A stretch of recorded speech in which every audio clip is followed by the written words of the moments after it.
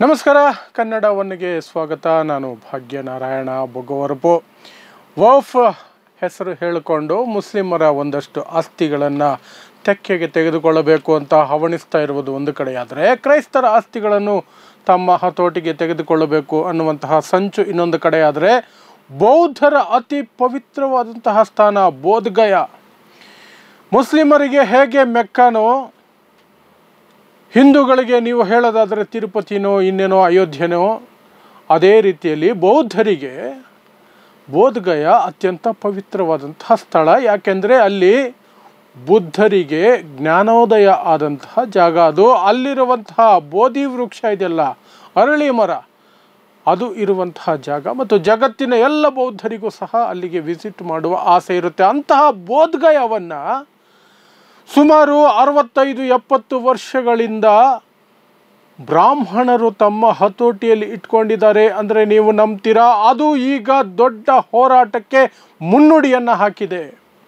1949ರಿಂದ ಬ್ರಾಹ್ಮಣರ ಹತೋಟಿಯಲ್ಲಿ ಅಥವಾ ಕಬಳಿಕೆಯಲ್ಲಿ ಬೋಧ್ಗಯ ಇದೆ. ಬೌದ್ಧರ ಅತಿ ಪವಿತ್ರವಾದಂತಹ ಸ್ಥಾನ ಬೌದ್ಧರೇತರ ಹತೋಟಿಯಲ್ಲಿದೆ, ಅವರ ಆಡಳಿತದಲ್ಲಿದೆ. ಅವರೇ ಡಿಸೈಡ್ ಮಾಡ್ತಾರೆ ಇಲ್ಲಿ ಏನು ನಡಿಬೇಕು ಏನು ನಡಿಬಾರ್ದು ಅಂತ. ಈಗ ಅದನ್ನು ಹಿಂದೂಗಳ ಕಡೆಗೆ ತಿರುಗಿಸುವ ಅಥವಾ ಹಿಂದುತ್ವದ ಕೇಸರಿ ಸಿದ್ಧಾಂತ ಏನಿದೆ ಅದರ ಕಡೆಗೆ ತಿರುಗಿಸುವಂತಹ ಪ್ರಯತ್ನ ನಡೀತಾ ಇದೆ. ಅಲ್ಲಿ ಶಿವಲಿಂಗ ಇದೆ, ಆಂಜನೇಯ ಇದೆ, ಇನ್ನೇನೋ ಇದೆ ಅಂತ ಹೇಳಿ ಹಿಂದೂ ಪದ್ಧತಿಯ ಪೂಜಾ ವಿಧಾನಗಳಿಗೆ ಅವಕಾಶ ಮಾಡಿಕೊಡುವಂತಹ ಷಡ್ಯಂತ್ರವೂ ಸಹ ನಡೀತಾ ಇದೆ. ಅದರ ವಿರುದ್ಧ ಬೌದ್ಧ ಭಿಕ್ಕುಗಳು ಈಗ ದೊಡ್ಡ ಹೋರಾಟವನ್ನು ಕಳೆದ ಫೆಬ್ರವರಿ ತಿಂಗಳು 12ನೇ ತಾರೀಕಿನಿಂದ ಆರಂಭಿಸಿದ್ದಾರೆ.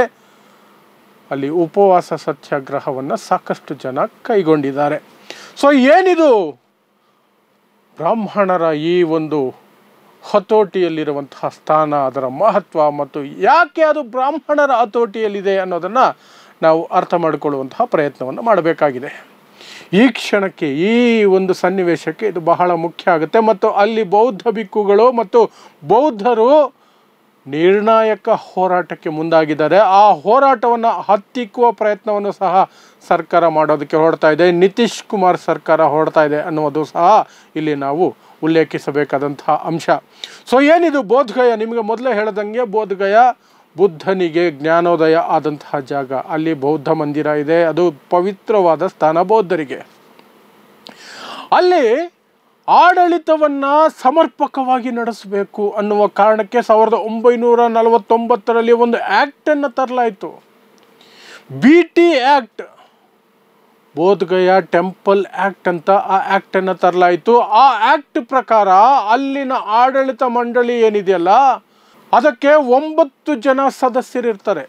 ಆ 9 ಜನರಲ್ಲಿ 4 ಜನ ಹಿಂದೂಗಳು ಇರಬೇಕಂತೆ, 4 ಬೌದ್ಧರು ಇರ್ತಾರಂತೆ, ಒಬ್ಬರು ಡಿಸ್ಟ್ರಿಕ್ಟ್ ಕಲೆಕ್ಟರ್ ಅಥವಾ ಜಿಲ್ಲಾಧಿಕಾರಿ ಯಾರಿರ್ತಾರಲ್ಲ ಅವರು ಮೆಂಬರ್ ಆಗಿರ್ತಾರೆ. ಈ ಮೆಂಬರ್ಶಿಪ್ನ ಅವಧಿ 3 ವರ್ಷ ಇರುತ್ತೆ. 3 ವರ್ಷಕ್ಕೊಮ್ಮೆ ಮೆಂಬರ್ಗಳು ಬದಲಾಗ್ತಾರೆ. ಆದರೆ ರೇಷಿಯೋ ಇದೆಯಲ್ಲ, 4 ಜನ ಹಿಂದೂಗಳು ಅಂದರೆ ಬೇರೆ ಯಾವ ಜಾತಿಯವರು ಅಲ್ಲಿಲ್ಲ, ಬ್ರಾಹ್ಮಣರು. ಬೌದ್ಧರ ಅತಿ ಪವಿತ್ರ ಸ್ಥಾನದಲ್ಲಿ ಬ್ರಾಹ್ಮಣರ ಆಳ್ವಿಕೆ, ಬ್ರಾಹ್ಮಣರ ಆಡಳಿತ. ಬ್ರಾಹ್ಮಣರು 4 ಜನ ಬೌದ್ಧರು. ಅವರಿಗೆ ಯಾವುದೇ ನಿರ್ಣಾಯಕವಾದಂತಹ ಹುದ್ದೆ ಇರಲ್ಲ ಬೌದ್ಧರಿಗೆ. ಎಲ್ಲ ಪ್ರಮುಖ ಹುದ್ದೆಗಳು ಬ್ರಾಹ್ಮಣರ ಕೈಯಲ್ಲಿರುತ್ತೆ. ಜಿಲ್ಲಾಧಿಕಾರಿ ಒಂದು ಕೈಗೊಂಬೆಯಾಗಿ ಅಲ್ಲಿರ್ತಾರೆ. ಇದು 9 ಜನರ ಸಮಿತಿ ಅಥವಾ ಸದಸ್ಯರ ತಂಡ ಅಂತೆ. ಇದನ್ನು 1949ರಲ್ಲಿ ತಂದಿದ್ದು. ಅದು ಯಾವ ಮಹಾನುಭಾವರಿಗೆ ಇಂಥ ಯೋಚನೆ ಬಂತೋ ಗೊತ್ತಿಲ್ಲ. ಇದಂತೂ ಆಗ ಮಾಡಿರುವ ಆ್ಯಕ್ಟ್ ಆಗಿರೋದ್ರಿಂದ 100% ಕಾಂಗ್ರೆಸ್ಸಿನ ಕ್ರಿಮಿನಾಲಜಿ ಇದು. ಸೊ ಯಾಕೆ ಹೀಗೆ ಹಿಂದೂಗಳನ್ನು ಯಾಕೆ ಅಲ್ಲಿಗೆ ಸೇರಿಸುವಂತಹ ಪ್ರಯತ್ನ ನಡೀತು ಅಂತಂದರೆ, ಅಲ್ಲಿಯ ಪಕ್ಕದಲ್ಲಿನೇ ಅದೇ ಆವರಣದಲ್ಲಿ ಒಂದಷ್ಟು ಹಿಂದೂ ಮೂರ್ತಿಗಳು ಸಹ ಇದ್ವು ಅನ್ನೋ ಕಾರಣಕ್ಕೆ, ಹಿಂದೂ ಮೂರ್ತಿಗಳು ಇಲ್ಲಿದೆ ಅನ್ನೋ ಕಾರಣಕ್ಕಾಗಿ ಇಲ್ಲಿ ಒಟ್ಟಾರೆ ಆಡಳಿತದಲ್ಲಿ ಹಿಂದೂಗಳಿಗೆ ಅವಕಾಶ ಇರಬೇಕು. ಹಿಂದೂಗಳು ಅಂದರೆ ಯಾರು? ಇವರ ಪ್ರಕಾರ ಕೇವಲ ಬ್ರಾಹ್ಮಣರಷ್ಟೇನೆ. ಮಾತಿಗೆ ಮಾತ್ರ ಹಿಂದೂ ನಾವೆಲ್ಲ ಒಂದು. ಆದರೆ ಈ ದೇವಸ್ಥಾನ ಅಂತ ಬಂದಾಗ, ಟ್ರಸ್ಟ್ ಅಂತ ಬಂದಾಗ, ಅಯೋಧ್ಯೆಯಿಂದ ಹಿಡಿದು ತಿರುಪತಿಯವರೆಗೆ ಎಲ್ಲ ಬ್ರಾಹ್ಮಣರೇ ಆಗಬೇಕು. ಬ್ರಾಹ್ಮಣರೇ ಹಿಂದೂಗಳು, ಬೇರೆಯವರು ಹಿಂದೂಗಳಲ್ಲ. ಅವರು ಒಳಗೆ ಬರಂಗಿಲ್ಲ, ಅಲ್ಲಿಗೆ ಬರಂಗಿಲ್ಲ, ಇಲ್ಲಿಗೆ ಬರಂಗಿಲ್ಲ. ಆ ರೀತಿಯಾಗಿ ಆ 4 ಜನ ಮೆಂಬರ್ಗಳು ಹಿಂದೂಗಳು ಅಂತ ಇಟ್ಕೊಂಡಿದ್ದಾರಲ್ಲ, ಎಲ್ಲ ಬ್ರಾಹ್ಮಣರ ಕೈಗೆ ಹೋಯಿತು. ಬ್ರಾಹ್ಮಣರ ಕೈಗೆ ಯಾವುದಾದ್ರೂ ಒಂದು ಹೋದರೆ ಅವರು ಏನಾದರೂ ಬಿಟ್ಟು ಕೊಡ್ತಾರೆ, ಪ್ರತಿಯೊಂದನ್ನು ತಮ್ಮ ಹತೋಟಿಯಲ್ಲೇ ಇಟ್ಕೊಳ್ತಾರೆ. ಇದು ಶತಮಾನಗಳಿಂದಲೂ ಸಹ ಅವರು ಸಾಧಿಸ್ಕೊಂಡು ಬರ್ತಾ ಇರುವಂತಹದ್ದು. ಇಲ್ಲಿಯೂ ಸಹ ಅದೇ ಆಯಿತು. 1949ರಿಂದ ಇಲ್ಲಿಯವರೆಗೆ ಅದು ನಡೀತಾ ಬರ್ತಾ ಇದೆ. ಇದರ ವಿರುದ್ಧವಾಗಿ ಸಾಕಷ್ಟು ಹೋರಾಟಗಳು ನಿರಂತರವಾಗಿ ನಡೀತಾ ಬರ್ತಿದೆ. ಆದರೆ ನಿರ್ಣಾಯಕ ಹೋರಾಟ ಯಾವತ್ತೂ ಆಗಿಲ್ಲ. ಈಗ ಫೆಬ್ರವರಿ 12ನೇ ತಾರೀಕಿಂದ ಶುರುವಾಗಿದೆ. ಇದಕ್ಕೂ ಮೊದಲು ದೊಡ್ಡ ಮಟ್ಟದ ಹೋರಾಟ ಅಂದರೆ ಅದು 1995ರಲ್ಲಿ ನಡೆದಿತ್ತು. ಆ ಸಂದರ್ಭದಲ್ಲಿ ಅಲ್ಲಿನ ಮುಖ್ಯಮಂತ್ರಿ ಆಗಿದ್ದಂತಹ ಲಾಲೂ ಪ್ರಸಾದ್ ಯಾದವ್ ಒಂದು ಭರವಸೆಯನ್ನು ಕೊಟ್ಟಿದ್ದರು. ನೀವು ನಿಮ್ಮ ಹೋರಾಟವನ್ನು ಕೈಬಿಡಿ, ನಾವು ಇದಕ್ಕೆ ಸೂಕ್ತ ಪರಿಹಾರವನ್ನು ಕಂಡುಕೊಳ್ತೀವಿ, ಸೌಹಾರ್ದಯುತವಾಗಿ ನಾವು ಇದಕ್ಕೆ ಒಂದು ಪರಿಹಾರವನ್ನು ಕಂಡುಕೊಳ್ಳೋಣ, ನಾವೆಲ್ಲ ಒಟ್ಟಿಗೆ ಇರೋಣ ಅಂತ ಹೇಳಿ ತಮ್ಮ ವೋಟ್ ಬ್ಯಾಂಕ್ಗಾಗಿ ಆವತ್ತು ಸಮಜಾಯಿಷಿ ನೀಡಿ ಸಮಾಧಾನ ಮಾಡಿ ಹೋದರು. ಆದರೆ ಅದು ಹಾಗೇ ಮುಂದುವರ್ಕೊಂಡು ಬಂತು, ಇವತ್ತಿಗೂ ಸಹ ಮುಂದುವರ್ಕೊಂಡು ಬಂದಿದೆ. ಈಗ ಬೌದ್ಧರು ತಿರುಗಿ ಬಿದ್ದಿದ್ದಾರೆ. ತಿರುಪತಿಯಲ್ಲಿ ಬೌದ್ಧರಿಗೆ ಜಾಗ ಕೊಡ್ತೀರಾ? ಆ್ಯಕ್ಚುಲಿ ತಿರುಪತಿ ಬೌದ್ಧ ಮೂರ್ತಿ, ಅದು ಬೌದ್ಧರ ಸ್ತೂಪ ಅಂತಲೇ ಒಂದಷ್ಟು ದಾವೆಗಳಿದ್ದಾವೆ, ಕೋರ್ಟುಗಳಲ್ಲಿ ಹೋಗಿದ್ದಾರೆ, ಸಾಕಷ್ಟು ಇದೆ. ಅಯೋಧ್ಯೆ ಟ್ರಸ್ಟಲ್ಲಿ ಹಿಂದೂಯೇತರರಿಗೆ ಬೌದ್ಧರಿಗೆ ಜಾಗ ಕೊಡ್ತೀರಾ? ಹಾಗಾದರೆ ಬೌದ್ಧರ ಪವಿತ್ರ ಸ್ಥಾನದಲ್ಲಿ ಹಿಂದೂಗಳು, ಅದರಲ್ಲೂ ಬ್ರಾಹ್ಮಣರಿಗೆ ಏನು ಕೆಲಸ ಅಂತ ಅವರಿಗೆ ಪಟ್ಟು ಹಿಡಿದಿದ್ದಾರೆ, ಪ್ರತಿಭಟನೆ ಕೂತಿದ್ದಾರೆ, ಉಪವಾಸ ಕೂತಿದ್ದಾರೆ. ಅನಿರ್ದಿಷ್ಟಾವಧಿಯವರೆಗೆ ನಾವು ಹೋರಾಟ ನಡೆಸ್ತೀವಿ, ಇದು ನಮ್ಮ ಕೈಗೆ ಬರುವವರೆಗೂ ಅದು ನಡೀಲೇಬೇಕು, ಇಲ್ಲದೆ ಹೋದರೆ ಬೌದ್ಧಗಯವನ್ನು ನಾವು ಕಳ್ಕೊಳ್ತೀವಿ. ಯಾಕೆಂದರೆ ಹಿಂದೂ ಪದ್ಧತಿಗಳನ್ನು ಹೇರುವಂತಹ ಪ್ರಯತ್ನ ಅಲ್ಲಿ ನಡೆಸ್ತಿದ್ದಾರೆ. ಕಂಡ ದೇವರುಗಳನ್ನು ತಂದು ಪ್ರತಿಷ್ಠಾಪನೆ ಮಾಡುವ ಪ್ರಯತ್ನ ಮಾಡ್ತಿದ್ದಾರೆ. ಅದನ್ನು ಹಿಂದೂ ಸ್ಥಾನವಾಗಿ, ಹಿಂದೂಗಳ ಒಂದು ದೇವಸ್ಥಾನವಾಗಿ ಪರಿವರ್ತನೆ ಮಾಡುವ ಪ್ರಯತ್ನ, ಯಂತ್ರ ಕುತಂತ್ರ ಎಲ್ಲವೂ ಸಹ ನಡೀತಾ ಇದೆ ಅಂತ ಬೌದ್ಧರಿಗೆ ಆರೋಪಿಸಿದ್ದಾರೆ. ಆ ಹಿನ್ನೆಲೆಯಲ್ಲಿ ಅಲ್ಲಿ ಪ್ರತಿಭಟನೆ ಕೂತಿದ್ದಾರೆ. ಇನ್ನು ನೀವು ಬೋಧಗಯಾದ ಸದ್ಯದ ವೆಬ್ಸೈಟನ್ನು ತೆಗೆದು ನೋಡಿದ್ರೆ ಅಲ್ಲಿಯೂ ಸಹ ನಿಮಗೆ ಸ್ಪಷ್ಟವಾಗಿ ಕಾಣುತ್ತೆ. ಒಬ್ಬರು ಇನ್ನೂ ಯಾವುದೋ ಕಾರಣಕ್ಕೆ ನೇಮಕ ಆಗಿಲ್ಲ. ಈಗ ಸದ್ಯಕ್ಕೆ ಕೆಲವು ದಿನಗಳಿಂದ ಆ ಸ್ಥಾನ ಖಾಲಿ ಇದೆ. ಹಾಗಾಗಿ ಅಲ್ಲಿ 3 ಜನ ಬೌದ್ಧೇತರರು ಹಿಂದೂಗಳು ಮೆಂಬರ್ಸ್ ಆಗಿದ್ದಾರೆ. ಹಿಂದೂಗಳು ಅರ್ಥಾತ್ ಬ್ರಾಹ್ಮಣರು. 4 ಜನ ಬೌದ್ಧರಿದ್ದಾರೆ. ಮೊದಲನೇ ಬಾರಿಗೆ ಬೌದ್ಧರು ಅಧಿಕ ಸಂಖ್ಯೆಯಲ್ಲಿ ಮೊದಲನೇ ಬಾರಿಗಿದ್ದಾರೆ. ಇಷ್ಟು ಒಂದು ಧರ್ಮದ ಪವಿತ್ರ ಸ್ಥಾನದಲ್ಲಿ ಬೇರೆ ಧರ್ಮದವರು ಬಂದು ಕೂತ್ಕೊಂಡು ಅವರು ಆಡಳಿತ ನಡೆಸ್ತಾರಂತೆ. ಇದು ಚರಿತ್ರೆಯಲ್ಲಿ ಕೇಳಿ ಕಂಡರಿಯದಂತಹ ವಿಚಾರ, ಇದು ಕೇಳಿ ಕಂಡರಿಯದ ವಿಚಾರ.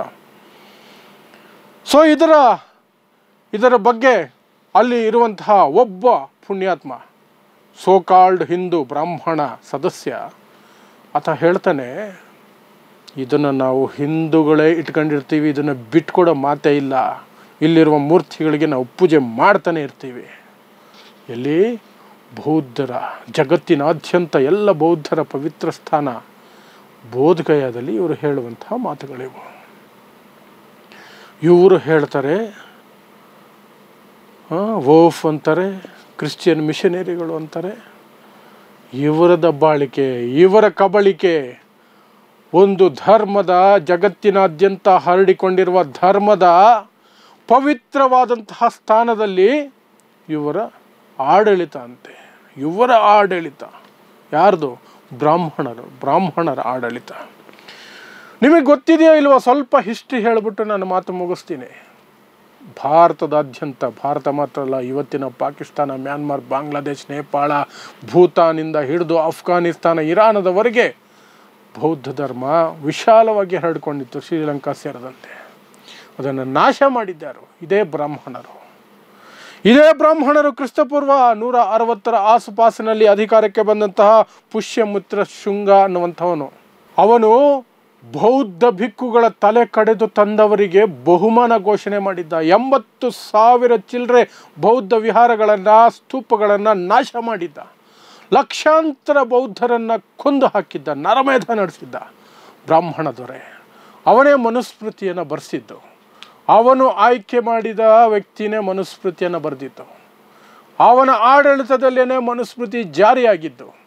ಹಾಗೆಲ್ಲ ಮಾಡಿ ಬೌದ್ಧರನ್ನು ಆ ರೀತಿಯಾಗಿ ಹಿಂಸಿಸಿ ಕೊಂದು ತಲೆ ಕಡಿದು ತಂದವರಿಗೆ ಬಹುಮಾನ ಘೋಷಣೆ ಮಾಡಿದ್ರಲ್ಲ, ಅದನ್ನು ಇವತ್ತಿನವರೆಗೆ ಅದೇ ದರ್ಪವನ್ನು ಅದೇ ದೌರ್ಜನ್ಯವನ್ನು ಮುಂದುವರಿಸ್ಕೊಂಡು ಬಂದು ಬೋಧಗಯಾದಲ್ಲಿ ಬೌದ್ಧರ ಪವಿತ್ರ ಸ್ಥಾನದಲ್ಲಿ ಬ್ರಾಹ್ಮಣರ ಆಳ್ವಿಕೆ ನಡೆಸ್ತಾ ಇದ್ದಾರೆ ನೋಡಿ. ಇದನ್ನು ಯಾವ ರೀತಿ ನೀವು ಪ್ರಶ್ನೆ ಮಾಡ್ಬೋದು, ಯಾವ ರೀತಿ ನೀವು ನೋಡ್ಬೋದು? ನಿಮಗೆ ಬಿಟ್ಟಿದ್ದು. ಅರ್ಥ ಮಾಡ್ಕೊಳ್ಳಿ, ಎಲ್ಲವನ್ನು ನುಂಗಿ ನೀರು ಕುಡಿಯೋದಕ್ಕೆ ಹೊರಟಿರೋರು ಯಾರು ಅನ್ನೋದು ನಿಮಗೆ ಅರ್ಥ ಆಗತ್ತೆ. ನೋಡ್ತಾ ಇರಿ ಸಮಾಜಕ್ಕಾಗಿ ಕನ್ನಡ 1 ನ್ಯೂಸ್. ನಮಸ್ಕಾರ.